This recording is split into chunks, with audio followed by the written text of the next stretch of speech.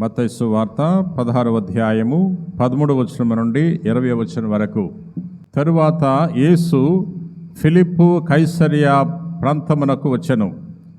ప్రజలు మనిషి కుమారుడు ఎవరని భావించున్నారు అని తన శిష్యులను ఆయన అడిగెను.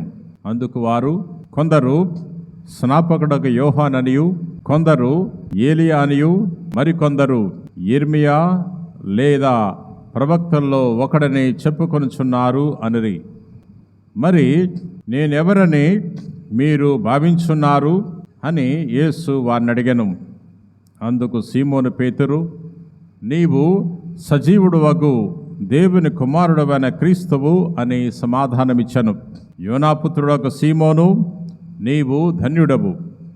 నీకు ఈ విషయమును తెలియచేసినది పరలోకమందున్న నా తండ్రియే కాని రక్త మాంసములు కావు. నీవు పేతురువు. ఈ రాతి మీద నా సంగమును నిర్మించదను. నరక శక్తులు దేనిని జయింపజాలవు. నేను నీకు పరలోక రాజ్యపు తాళపు చెవులను ఇచ్చదను. భూలోకమందు నీవు దేనిని బంధింతువో అది పరలోకమందును బంధింపబడను. భూలోకమందు నీవు దేనిని విప్పుదువో అది పరలోకమందును విప్పబడను. ఇట్లు చెప్పి తాను క్రీస్తునని ఎవరితోనూ చెప్పవలదని తన శిష్యులను గట్టిగా ఆదేశించెను. ఇది క్రీస్తు సువిశేషము. క్రీస్తునాథుని యందు ప్రియ సహోదరి సహోదరులారా, ఈరోజు సామాన్య 21వ ఆదివారాన్ని కొనియాడుతున్నాం. నేటి పట్టణాల ద్వారా ప్రభు ఒక గొప్ప సందేశాన్ని అందిస్తున్నాడు. మీరు దేవుని యొక్క అధికారానికి లోబడండి, దేవుణ్ణి విశ్వసించండి అనే విషయాన్ని ప్రభు మనకు తెలియజేస్తున్నాడు. సమస్తాన్ని సృష్టించిన వాడు దేవుడే.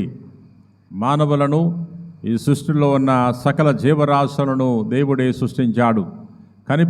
కనిపించని ప్రతి దానిని కూడా దేవుడే సృష్టించాడు. కాబట్టి దేవుడు మాత్రమే ఈ యొక్క సృష్టిని, ఈ యొక్క లోకాన్ని పరిపాలిస్తున్నాడు. ఆయన సర్వాధికారి. ఆయన తన అధికారాన్ని మానవులతో పంచుకుంటాడు. మానవుని పరిపాలించటానికి దేవుడు ప్రత్యక్షంగా వచ్చి పరిపాలించడు. మానవుల మధ్య కొంతమంది వ్యక్తులను దేవుడు ఎన్నిక చేస్తూ ఉంటాడు. వారి ద్వారా దేవుడు ఈ లోకాన్ని నడిపిస్తూ ఉంటాడు, పరిపాలిస్తూ ఉంటాడు. ప్రియ సహోదరి సహోదరులారా, ఈ లోకములో అధికారం పొందుకున్న వారందరూ కూడా దేవుని యొక్క చిత్తానికి లోబడి పరిపాలించాలి. దేవుడు చెప్పినట్లు ఎవరైతే పరిపాలిస్తారో, నడుచుకుంటారో అటువంటి వారు దేవుని యొక్క దీవెనలు పొందుకుంటారు.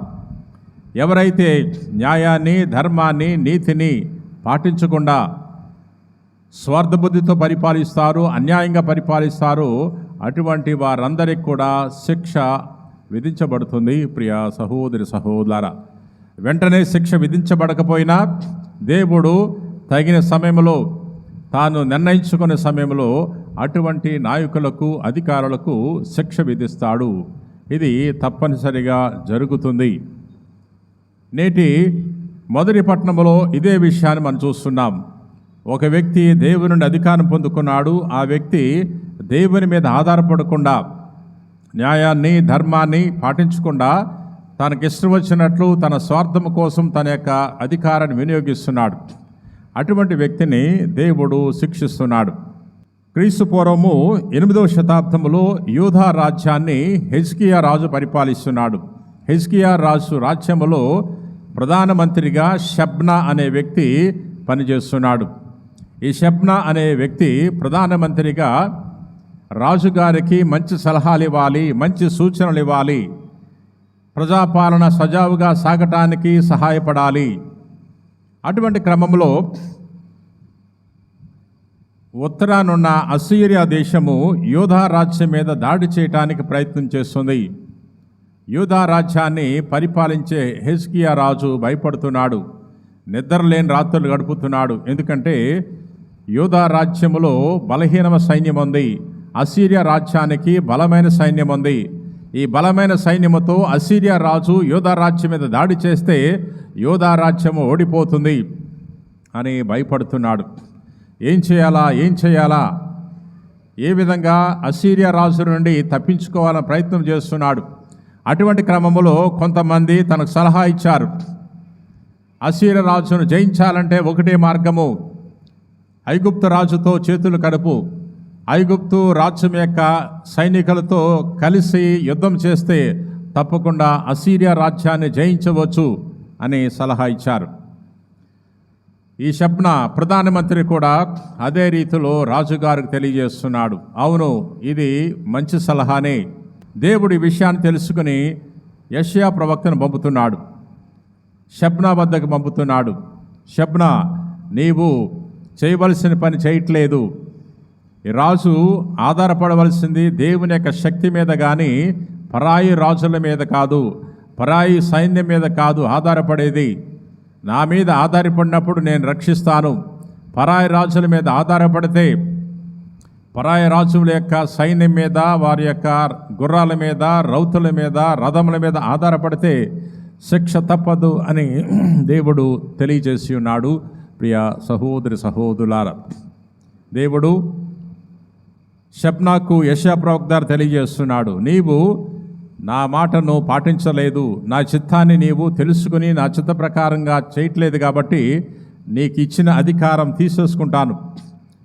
నీకు ఇవ్వబడిన అధికారం తీసేసుకుని మరొక వ్యక్తికి కట్టబెడతాను. నీ దగ్గరున్న చేతులు, తాళపు చేతులను తీసేసుకుని ఏలియాకీముకి ఇస్తాను అనే విషయాన్ని ఇక్కడ మొదటి పట్టణంలో యావే దేవుడు తెలియజేస్తున్నాడు. ప్రియ సహోదరి సహోదరులారా, యెషయా గ్రంథము 22వ అధ్యాయము 19వ వచనం నుండి ఈ విషయాలు మనం చదువుకుంటున్నాం. ప్రభువు ఇట్లనెను, నేను నిన్ను ఉద్యోగము నుండి తొలగింతును, నీ ఉన్నత స్థానము నుండి నిన్ను పడద్రోయుదును. నా దినమున నేను హిల్కియా కుమారుడును నా సేవకునగు ఎల్యాకీమును ఆహ్వానింతును.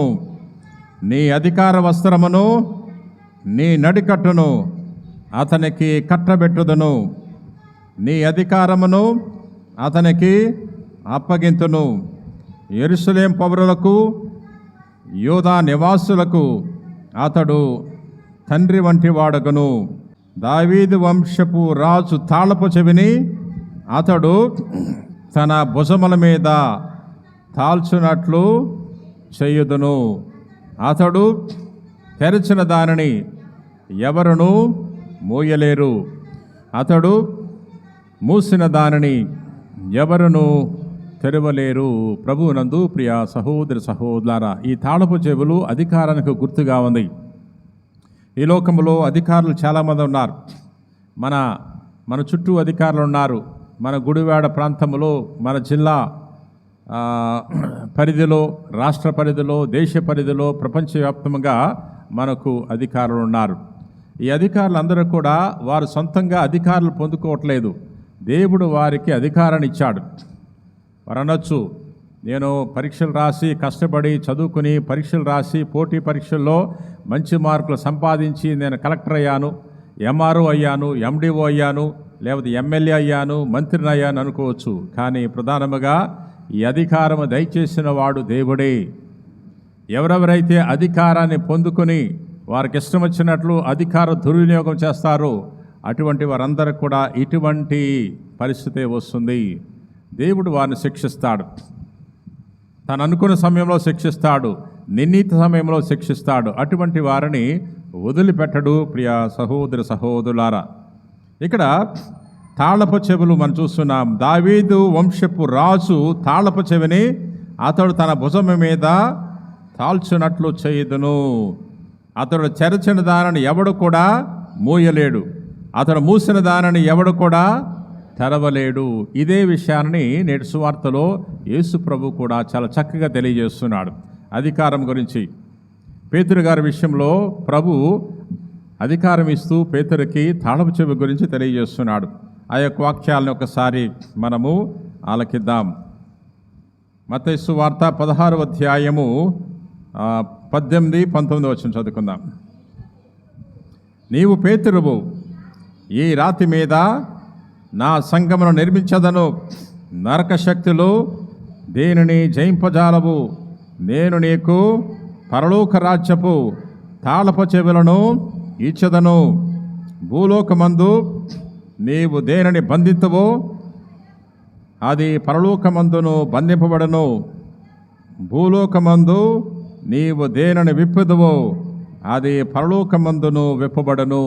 ఇక్కడ కూడా యేసుక్రీస్తు ప్రభు తాళపు చెవుల గురించి తెలియజేస్తున్నాడు. పేతురు, నీకు తాళపు చెవులు ఇస్తున్నాను, పరలోక రాజ్యపు తాళపు చెవులు ఇస్తున్నాను. నువ్వు దేనిని భూలోకం బంధిస్తావో అది పరలోకము కూడా బంధించబడుతుంది. నువ్వు దేనిని భూలోకం ఇప్పుదువో అది పరలోకము కూడా ఇప్పబడను అని తెలియచేస్తూ తనకు తిరుసభ మీద అధికారాన్ని దయచేస్తున్నాడు. ప్రియ సహోదరి సహోదరులారా, పేతురు గారి యొక్క వారసత్వంలో అనేక మంది పాపుగారులు మన యొక్క తిరుసభను పరిపాలిస్తున్నారు. నిరసువార్తలో యేసు ప్రభు తన శిష్యులను పిలిచి వారిని ప్రశ్నిస్తున్నాడు. ప్రజలు నా గురించి ఏమనుకుంటున్నారు? నేను వారికి చాలా విషయాలు బోధించాను, వారికి చాలా అద్భుతాలు చేశాను, వారి ఆకలిగా ఉన్నప్పుడు నేను వారికి ఆహారం వసగాను, రోగాలతో ఉన్నవారు వచ్చినప్పుడు వారికి స్వస్థత దయచేశాను, పిచాచి పీడితులకు విముక్తిని దయచేశాను, మరణించిన వారికి కూడా జీవాన్ని ప్రసాదించాను. మరి బయట ప్రజలు నా గురించి ఏమనుకుంటున్నారు అని తెలుసుకోగోరి ప్రభు తన శిష్యులను అడుగుతున్నాడు. తన శిష్యులను అడిగినప్పుడు తన శిష్యులు రకరకాలు చెబుతున్నారు. కొంతమంది స్నాపకుడుగా యోహాన్ అనుకుంటున్నారండి మీ గురించి, కొంతమంది ఏలియా అనుకుంటున్నారు మిమ్మల్ని గురించి, కొంతమంది ఇర్మియా అనుకుంటున్నారు మీ గురించి, లేదా ప్రవక్తల్లో ఒక ప్రవక్త అనుకుంటున్నారండి అన్నప్పుడు ప్రభు సంతోషపడలా.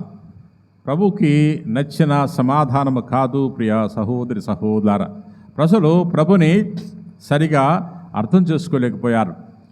వారు ప్రభు యొక్క బోధనలు విన్నారు, ప్రభు పెట్టిన రొట్టెలు తిన్నారు, ప్రభు నుండి అద్భుతాలు చేయించుకున్నారు, కానీ ప్రభుని వారు క్షుణ్ణంగా పరీక్షించలేకపోయారు.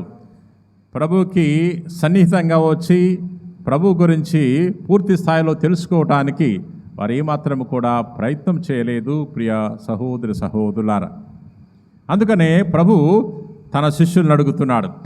నిత్యము తనతో ఉండే శిష్యులను, తన శిష్యులు ఎప్పుడు కూడా ప్రభుతో ఉంటున్నారు, ప్రభుతో కలిసి భోంచేస్తున్నారు, ప్రభుతో కలిసి నివసిస్తున్నారు.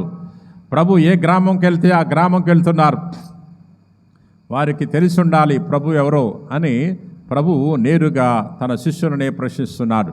మీరేమనుకుంటున్నారు నా గురించి?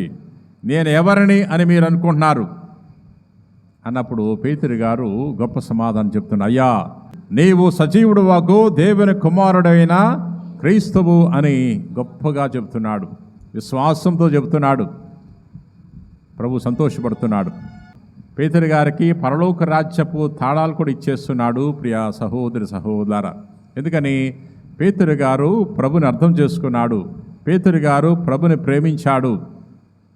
తన సంఘం యొక్క బాధ్యత పేతురు గారికి అప్పచెబితే పేతురు సంఘాన్ని బాగా చూసుకుంటాడు, బాగా నడిపిస్తాడని పేతురు గారిని ప్రభు యొక్క సంఘానికి అధిపతిని చేస్తున్నాడు. ప్రియ సహోదరి సహోదరులారా, అందుకనే ప్రభు అంటున్నాడు, నీవు పేతురువు, ఈ రాతి మీద నా సంఘమును నిర్మించదను, నరక శక్తులు దేనిని జయింపజాలవు. ప్రభు చెబుతున్నాడు, నేను నా సంఘాన్ని నిర్మిస్తాను, నా సంఘాన్ని నిర్మిస్తాను, నా సంఘానికి నేను నాయకుడిగా చేస్తున్నాను. నా సంఘము నాశనము కాదు, నరక శక్తులు దాన్ని జయింపజాలవు అని ప్రభు తెలియజేస్తున్నాడు. యేసు ప్రభు 2000 సంవత్సరాల క్రితము తిరుసభను స్థాపించాడు, పేతురుని నాయకుడిని చేశాడు. ఇప్పుడు 2000 సంవత్సరాలు పూర్తి అయిపోయాయి.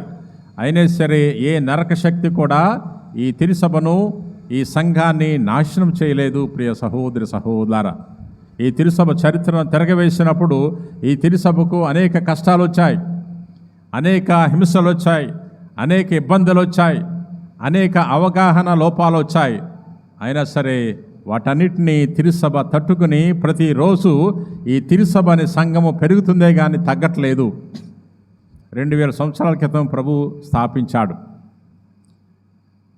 తిరుసభ తొలి రోజుల్లో క్రైస్తవులు హింసలకు లోనయ్యారు. ముఖ్యంగా రోమన్ చక్రవర్తులు క్రైస్తవత్వాన్ని నాశనం చేయాలని కంకణం కట్టుకున్నారు. క్రైస్తవులు ఎక్కడ దొరికితే అక్కడ వారిని చంపివేశారు. వారిని సిలువేసి కింద నుంచి మంట పెట్టి చంపేశారు. కొంతమందిని సింహాల బోనుల్లో ఆహారంగా వేసి చంపివేశారు. ఇటువంటి భయంకరంగా క్రైస్తవులను సంహరించారు. అయినా క్రైస్తవత్వం తగ్గలేదు, క్రైస్తవత్వం నశించిపోలేదు. ఎక్కడైతే అనగదొరకబడిందో అక్కడే క్రైస్తవ విశ్వాసం మరింతగా వ్యాప్తి చెందింది. ప్రియ సహోదరి సహోదరులారా, మొదటి పట్టణములో మనము అధికారం గురించి చూస్తున్నాం, సువార్తలో కూడా అధికారం గురించి చూస్తున్నాం. మొదటి పట్టణములో దేవుడు తాళపు చెవుల గురించి తెలియజేస్తున్నాడు. సువార్తలో కూడా యేసు ప్రభు పేతురుకి పరలోకపు తాళపుల గురించి తెలియజేస్తున్నాడు. ఈ యొక్క వాక్యాన్ని ఒకసారి చదువుకుందాం. 22వ అధ్యాయము 22వ వచనము. దావీదు వంశపు రాజు తాళపు చెవిని అతడు తన భుజముల మీద తాల్చున్నట్లు చేయదును. అతడు తెరిచిన దానిని ఎవరునూ మూయలేరు, అతడు మూసిన దానిని ఎవరునూ తెరవలేరు. ఇదే విషయాన్ని సువార్తలో కూడా మనం చదువుకుంటున్నాం. మత్తయి సువార్త 16వ అధ్యాయము 19వ వచనంలో, నేను నీకు పరలోక రాజ్యపు తాళపు చెవులను ఇచ్చదను.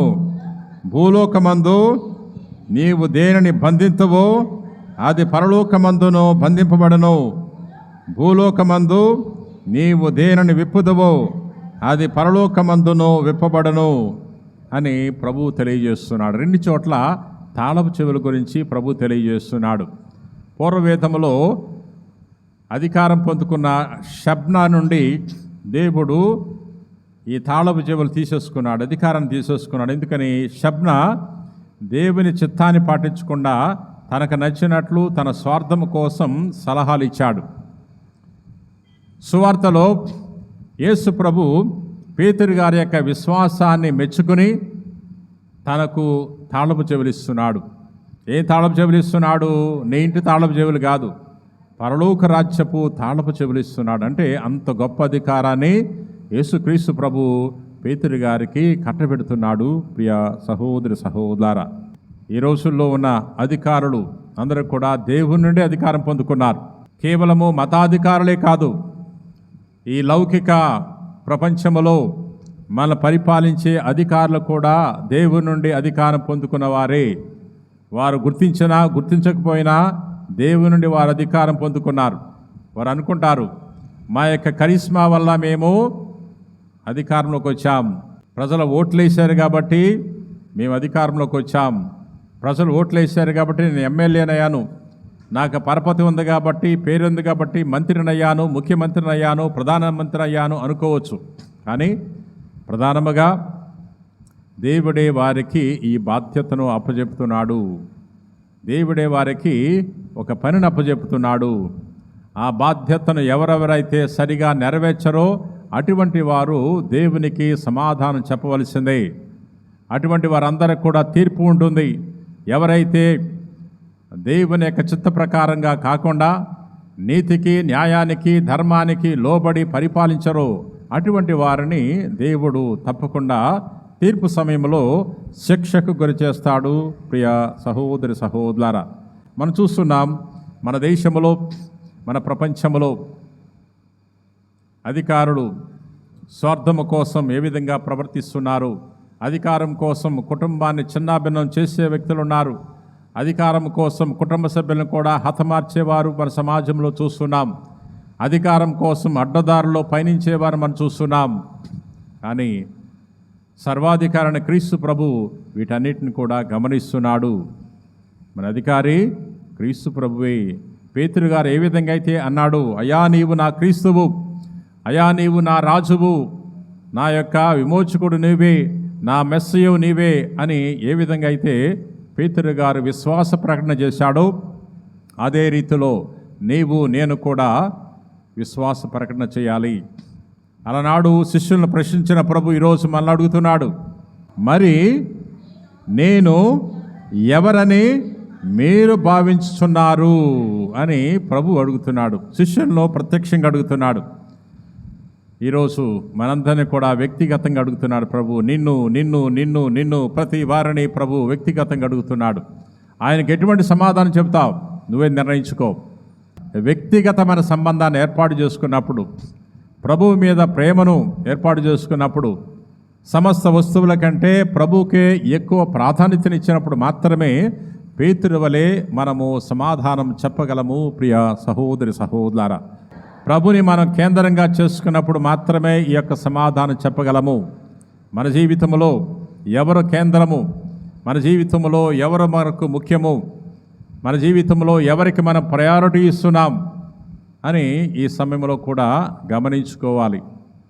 ప్రభువునే మనము ముఖ్యముగా పరిగణిస్తే తప్పకుండా మనము ప్రభువుకి పేతురు వలె సమాధానం చెప్పగలము. ప్రియా మిత్రులారా, కుటుంబంలో ఉన్న దంపతులు సంతోషంగా ఉండాలంటే ప్రభుని కేంద్రంగా చేసుకోవాలి. దేవుడు కలిపిన జంట, దేవుడు జతపరిచిన జంట సంతోషంగా ఉండాలంటే వారి మధ్య ప్రభు ఉండాలి. వారి మధ్య ప్రభువు లేకపోతే వారి మధ్య విభేదాలు వస్తాయి, వారి మధ్య వివాదాలు వస్తాయి. కాబట్టి దంపతుల మధ్య ప్రభు ఉండాలి. దంపతుల మధ్య ప్రభు ఉంటే ప్రభు యొక్క ప్రేమ వారికి పుష్కలంగా ఉంటుంది. ప్రియ సహోదరి సహోదరులారా, బిడ్డలు ప్రభువునందు ఎదగాలి, ప్రభువుతో ఎదగాలి, ప్రభువును చూసి ఎదగాలి. ప్రభువుతో కలిసి వారు పయనించినప్పుడు మన బిడ్డలు బాగుపడతారు. ప్రియ సహోదరి సహోదరులారా, తల్లిదండ్రులు బిడ్డలను పెంచి పెద్ద చేసే క్రమంలో వారిని ప్రభువుకి పరిచయం చేయాలి, ప్రభు దగ్గరికి తీసుకురావాలి. ప్రభు యొక్క సహాయం వారు పొందుకునేటట్లు తల్లిదండ్రులు ఆ అవకాశాన్ని కల్పించాలి. ప్రియ సహోదరి సహోదరులారా, ఈ రోజుల్లో మరి చాలామంది మనల్ని ఆకర్షిస్తున్నారు. చాలామంది కళ్ళబొల్లి మాటలు చెప్పి మనల్ని మోసం చేస్తున్నారు. బయట చాలా ఆకర్షణీయమైన వస్తువులు కనబడుతున్నాయి. బయట చాలామంది తమ యొక్క అందచందాలతో ఆకర్షిస్తున్నారు. సెల్ ఫోన్లో రకరకాల సైట్స్ మనల్ని ఆకర్షిస్తున్నాయి. వీటన్నిటిని చూసి తట్టుకోవాలంటే మరి మార్గం ఏంటి? తల్లిదండ్రులు కట్టడి చేయగలరా? పాఠశాలలో కళాశాలలో ఉన్నవారు కట్టడి చేయగలరా? స్నేహితులు కట్టడి చేయగలరా? ఏ విధంగా మనము వీటన్నిటిని కూడా దాటుకుంటూ వీటన్నిటిని జయించుకుంటూ బంగారు భవిష్యత్తు పొందుకోగలము అంటే, వీటన్నిటిని దాటుకోవాలంటే ఒకటే మార్గము, యేసుక్రీస్తు ప్రభుని విశ్వసించటమే, ఆయనను కేంద్రంగా చేసుకుని జీవించటమే. ప్రభువే మనకు ప్రయారిటీ కావాలి. ప్రభువే మనకు అన్నిటికంటే ముఖ్యమైనప్పుడు మనకు ఎటువంటి శోధన దరిచేరదు. ప్రియ సహోదరి సహోదరులారా, ఈ నెల 11వ తారీఖున నల్గొండ జిల్లాలో నల్గొండ పట్టణానికి దగ్గరలో ఒక పాఠశాలలో ఒక ఘోరం జరిగింది. ప్రియా చౌదరి అనే ఒక ప్రిన్సిపల్ గారు మరి పనిచేస్తున్నారు పాఠశాలలో. ఇంగ్లీష్ మీడియం స్కూలు, పిల్లలు బయట నుంచి వస్తున్నారు, కొంతమంది లోపల కూడా హాస్టల్లో చదువుకుంటున్నారు. హాస్టల్లో ఉన్న పిల్లలు, 2 బాయ్స్, వారు ఎక్కువగా డబ్బు ఖర్చు పెడుతున్నారు, విలాసవంతముగా వారు జీవిస్తున్నారు. వారి దగ్గర సెల్ ఫోన్ దొరికింది, వారి దగ్గర చాలా డబ్బులు దొరికాయి, మద్యం కూడా వారు సేవిస్తున్నారు అని మరి హాస్టల్ నుండి ఆ పిల్లలను బయటికి పంపించేయటం జరిగింది. వారి యొక్క వయస్సు సుమారు 14-15 సంవత్సరాలు ఉంటాయి. వారు బయటికి వెళ్ళిపోయారు. బయట నుంచి డే స్కాలర్స్గా స్కూల్కి వస్తున్నారు. స్కూల్కి వస్తూ వారు ఏమనుకున్నారు, ఏదో విధంగా డబ్బు బాగా సంపాదించాలి, బాగా సంపాదించి ఎంజాయ్ చేయాలి, విలాసవంతమైన జీవితాన్ని జీవించాలి అని అనుకున్నారు. డబ్బు ఎక్కడ దొరుకుతుందా అని వారు ఆలోచించి వారి దృష్టి ప్రిన్సిపల్ మీదకి వెళ్ళింది. ప్రియా చౌదరి గారి దగ్గర డబ్బులు ఉన్నాయి. ప్రిన్సిపల్ గారు మంత్ ఫస్ట్ వారంలో ఫీజు కలెక్షన్ ఎక్కువ వస్తుంది కాబట్టి ఆమె దగ్గర డబ్బులు దొరుకుతాయి. ఆమె ఎప్పుడు ఒంటరిగా దొరుకుతుందో, తన ఇంట్లో ఆమె ఎప్పుడు ఒంటరిగా ఉంటుందో అని వారు రెక్కీ నిర్వహించి ఎలా దొంగతనం చేయాలో, ఎలా ఆమెను హత్య చేయాలో అని ఇంటర్నెట్లో సెర్చ్ చేశారు, వెదికారు. హత్య చేసిన తర్వాత పట్టుపడకుండా ఉండాలంటే ఎలా తప్పించుకోవాలని కూడా వారు ఇంటర్నెట్లో వెదికారు. ఇవన్నీ సేకరించారు. గ్లౌజులు కొనుక్కున్నారు, కత్తి కొనుక్కున్నారు. వారు ఆమె ఒంటరిగా ఉన్న సమయంలో వారు వెనక నుండి వంటగది నుండి లోపలికెళ్ళి ఆ ప్రిన్సిపల్ గారు ఒకరే ఉండడం చూసి కత్తితో పొడిచేశాడు. కుర్రవాడు తన విద్యార్థి. ఆమె అరుస్తుంది. ఆమె మాట వేరే వాళ్ళకి వినపడద్దని వేరే వాళ్ళు తెలుసుకుంటారు, ఈమె బతికితే మా పేరు చెప్పేస్తుందని వాడు మరలా తిరిగి వచ్చి 27 సార్లు కత్తితో పొడిచేసి తన ఇంట్లో ఉన్న 2.5 లక్షల డబ్బు తీసుకుని పరారైపోయాడు. ప్రియ సహోదరి సహోదరులారా, పరారైపోయిన తర్వాత వాడు మిగిలిన విద్యార్థుల వలె వాడు వచ్చి ఆమె భౌతిక దేహాన్ని చూసి వెళ్ళాడు. విద్యార్థులందరూ వచ్చి ఆమె యొక్క భౌతిక దేహం దగ్గరికి వచ్చి కన్నీళ్ళు పెట్టుకుంటున్నారు, చూసి వెళ్తున్నారు, నివాళులు అర్పిస్తున్నారు. వారికి ఏం తెలియనట్టు వారు అమాయకుల్లాగా అందరితో కలిసి వచ్చి ఆమె మృతదేహం దగ్గర కూడా వచ్చి నిలబడి వారు వెళ్ళిపోవడం జరిగింది. తర్వాత ఈ పోలీసులు వారు పరిశోధిస్తున్నారు, ఇన్వెస్టిగేట్ చేస్తున్నారు. ఏ కోణంలో ఆలోచించాలా, ఏ కోణంలో పరిశోధన చేస్తే ముద్దాయిలు దొరుకుతారు అని ఆలోచన చేసినప్పుడు ఆమె చివరి మాట ఫోన్లో తన యొక్క బంధువుతో మాట్లాడిన చివరి మాట బాబు అనే మాట ఆధారంగా చేసుకుని ఆ బాబుల్ని, ఆ విద్యార్థుల్ని వారు ప్రశ్నించినప్పుడు ఇక్కడ దొరికేశారు. 10వ తరగతి చదివే ఇద్దరు బాలురు ఈ యొక్క హత్య చేశారని, ఆమె దగ్గరున్న 2.5 లక్షలు తీసుకెళ్లారని తేలిపోయింది. ప్రియ సహోదరి సహోదరులారా, ఇది విన్నప్పుడు తల్లిదండ్రులకి భయం వేస్తుంది, పెద్దవారికి భయం వేస్తుంది. ఎందుకు ఇంత చిన్నపిల్లలు ఇటువంటి నేరాలకు ఘోరాలకు పాల్పడుతున్నారు? నేరం ఎలా చేయాలో అని కూడా వారు చదువుతున్నారు. వారు చదవలసింది 10వ తరగతి పాఠ్యపుస్తకాలు. వారు చదవలసింది నేర చరిత్ర గురించి కాదు. ఎలా హత్యలు చేయాలో, ఎలా దొంగతనాలు చేయాలో అని వారు చదవకూడదు. కానీ వారి దగ్గర సెల్ ఫోన్ ఉంది కాబట్టి వాటన్నిటిని కూడా చదువుతున్నారు. ఎలా తప్పించుకోవాలో, సీసీ కెమెరాకు అందకుండా ఎలా తప్పించుకోవాలో ఇవన్నీ కూడా పకడ్బందీగా వారు మరి ఇంటర్నెట్ నుండి సేకరించారు. ప్రియ సహోదరి సహోదరులారా, మరి ఇటువంటి బిడ్డలు తయారవటానికి కారణం ఎవరు వీళ్ళని ఆ విధంగా తయారు చేశారు? 15 సంవత్సరాలు కూడా నిండని ఈ యొక్క బాలురు ఇటువంటి ఘోరమైన నేరం చేశారంటే దానికి కారణము ఎక్కడ ఉంది అంటే పెంపకంలోనే ఉన్నది అని మనం అనుకోవచ్చు. సోషల్ మీడియా అని చెప్పవచ్చు, స్నేహితులని చెప్పవచ్చు, ఈ పరిస్థితుల ప్రభావం అని చెప్పవచ్చు. కానీ మూలాల్లోకి వెళ్తే ఎక్కడుంటుంది? తల్లిదండ్రులు నడిపించే విధానం బట్టే ఉంటుంది అని మనకు అర్థమవుతుంది. ప్రియ సహోదరి సహోదరులారా, మొక్కై వంగనది మ్రానై వంగున. చిన్నప్పటి నుంచి మన బిడ్డలను భయభక్తులతో పెంచాలి, వారికి మంచి మంచి విషయాలు నూరిపోయాలి. వాడు మాట్లాడటం నేర్చుకోకముందే, నడక నేర్చుకోకముందే వాడిని ప్రభువుకి సమర్పించుకోవాలి, ప్రభు దగ్గరికి తీసుకురావాలి, ప్రభుకి పరిచయం చేయాలి.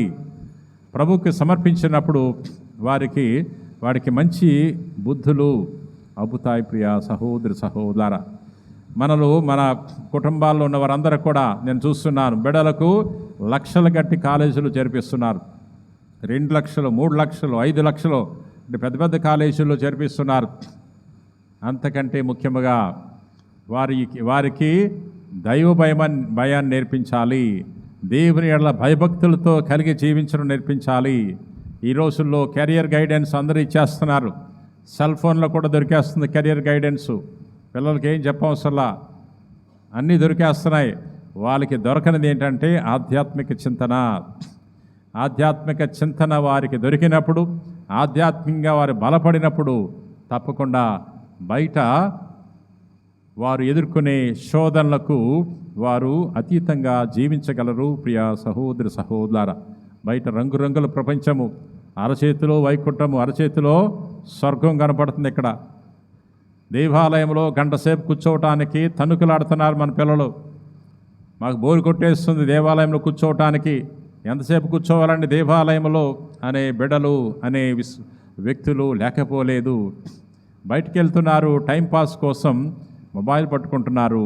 మొబైల్లో రకరకాలవన్నీ చూస్తున్నారు, హత్యలకు చూస్తున్నారు, హత్యలు ఎలా చేయాలో చూస్తున్నారు, దొంగతనాలు ఎలా చేయాలో కూడా వారు నేర్చుకుంటున్నారంటే వారికి ఎక్కడ వచ్చింది లోపము అంటే పిన్న ప్రాయములో వారికి సరైన పెంపకం లేదు కాబట్టి, తల్లిదండ్రుల యొక్క పెంపకము సరిగా ఉంటే మరి మిగతావన్నీ కూడా బాగానే ఉంటాయి. అందుచేత పెద్దలు మనం ఏం చేయాలంటే బిడ్డలను దేవుని దగ్గరికి తీసుకెళ్ళాలి, దేవునికి సమర్పించుకోవాలి. ఒక దేవాలయంలో ఒక గంట సేపు వాళ్ళని కూర్చోబెట్టగలగాలి, బుద్ధిగా కూర్చోబెట్టగలగాలి, ఎలా ప్రార్థన చేయాలో నేర్పించాలి. దేవుని యెడల భయభక్తులు కలిగి జీవించడమే విజ్ఞానము. పెద్ద పెద్ద చదువులు చదివితే విజ్ఞానం వచ్చినట్లు కాదు. దేవుని యెడల భయము, భక్తి, ప్రేమ, విశ్వాసము కలిగి జీవించడమే విజ్ఞానము. ప్రియ సహోదరి సహోదరులారా, అందుచేత మనము పేతురుగాల వలె ప్రభుని ప్రేమించాలి. నీ కుటుంబానికి ప్రభుని కేంద్రంగా చేసుకుని నువ్వు జీవించు. అప్పుడు సైతానుడు పెట్టే ప్రలోభాలను నీవు జయించగలుగుతావు. సైతానుడు మనకంటే శక్తివంతుడు. సైతానును జయించటానికి మన శక్తి సరిపోదు. సైతాన్ని జయించటానికి ఒకటే మార్గము, ప్రభు యొక్క సహాయం తీసుకోవటమే. ప్రియ సహోదరి సహోదరులారా, పిత పుత్ర పవిత్రాత్మ నామమున